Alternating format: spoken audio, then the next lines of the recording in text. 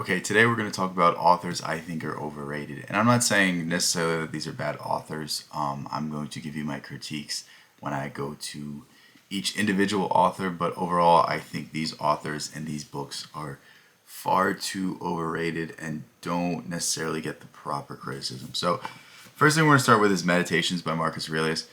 I don't in any way think this is a bad book.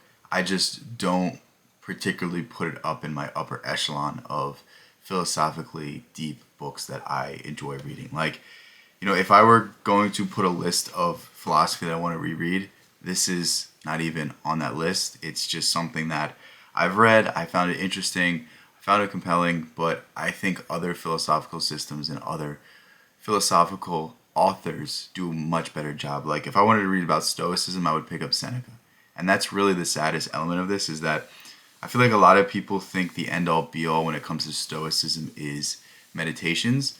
And Meditations is good because it's very introductory, it's very simplistic because it's written in the style of a journal, but it kind of loses the artistry of Stoicism. It kind of loses the funniness and the coldness and the rawness that you see in Seneca's letters, in Letters from a Stoic. Like, it's just hilarious because you have people asking Seneca for advice and he gives the most non-advice ever, and you're just like, this is so insightful and so funny, and it's just such a different way of thinking about things. And for that reason, I really don't think this book is as great as people say it is. I think if people read other Stoic philosophers or other philosophers in general, they would have a deep appreciation for this book, but it wouldn't be at the upper echelon. And mind you, maybe it's just the style of what it's written as. It's not necessarily meant to convey any sort of meaning, any sort of convincing. It's meant purely as Marcus Aurelius's own like meditations, as it was titled, and his own journal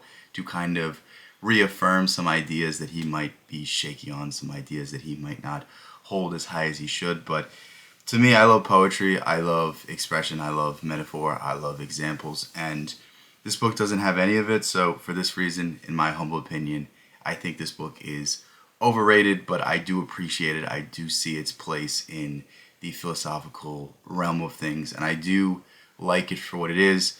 To me, it's just not my style, but don't let me sway you from reading a book that could possibly inspire you.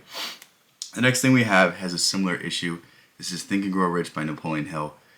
This book, when I first read it, I was like, wow, this is tremendous. This is one of the best books I ever read. And then you read Neville Goddard and you're like, this book kind of lacks the soul and the heart of Neville Goddard. You read Psycho-Cybernetics, this book kind of lacks the logic of Psycho-Cybernetics, and it almost has that like gimmicky feel just from the title alone. Like it's one of the most commercialized interpretations of the law of attraction, law of assumption, those sorts of ideas. And I do think there's a lot of like good nuggets in this video, or not in this video, in this book, but essentially I just don't think it does what it's meant to do as good as other books, and it really gets all the shine, all the credit.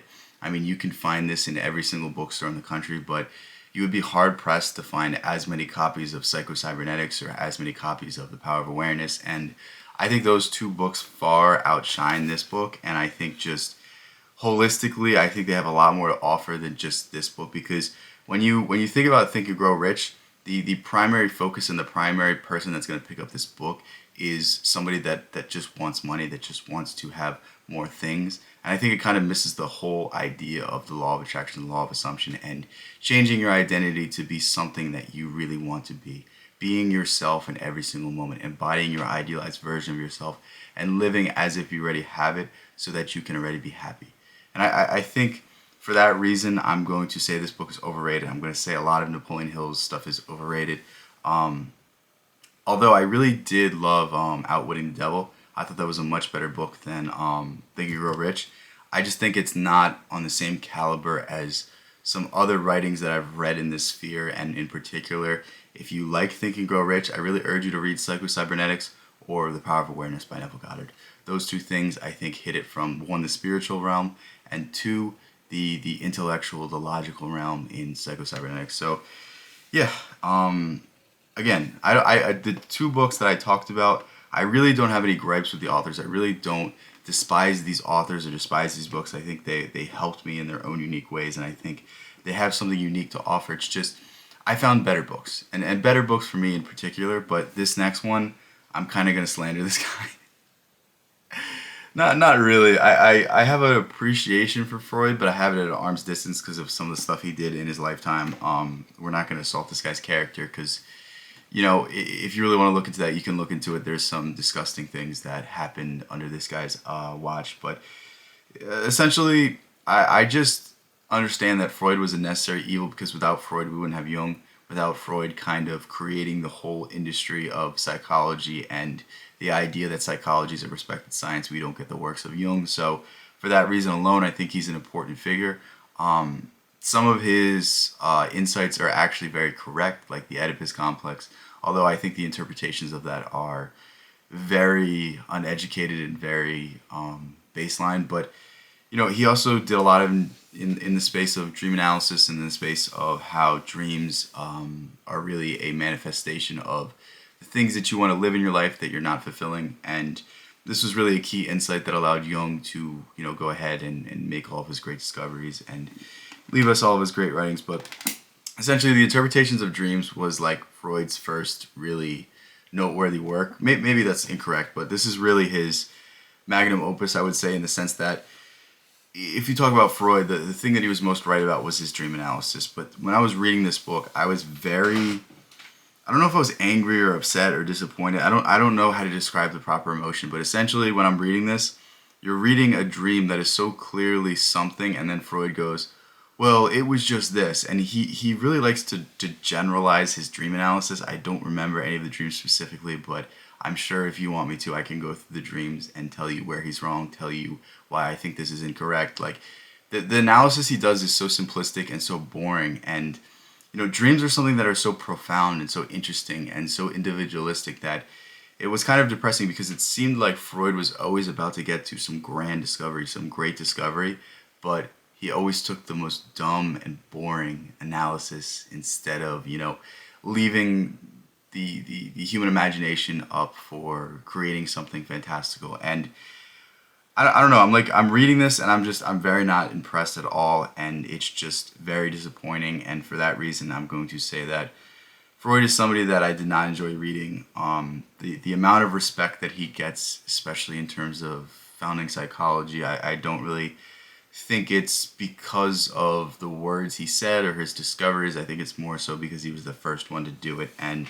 looking back, you can see a lot of flaws and a lot of things that he was incorrect about. But no doubt he was a pioneer. No doubt he was essential to, establish psychology as something respectable and, allow for people such as Jung to come up and give us such great discoveries. But essentially, to me, I was very disappointed when I read this, and I was like, man, I was here thinking Freud was some great genius, but it's night and day when you read Jung and you read Freud, because you read Jung and it seems like he is peering into the depths of the psyche, peering into the depths of the human consciousness and exploring the more fantastical elements, where it seems like Freud kind of tried to sanitize that and try to group everything into one box. And to me, I just thought it was boring. But yeah, with that said, let me know some books that you thought were overrated, some authors that you thought were overrated. Not necessarily interested in the books that you hated, that you didn't like, but just give me an author that you were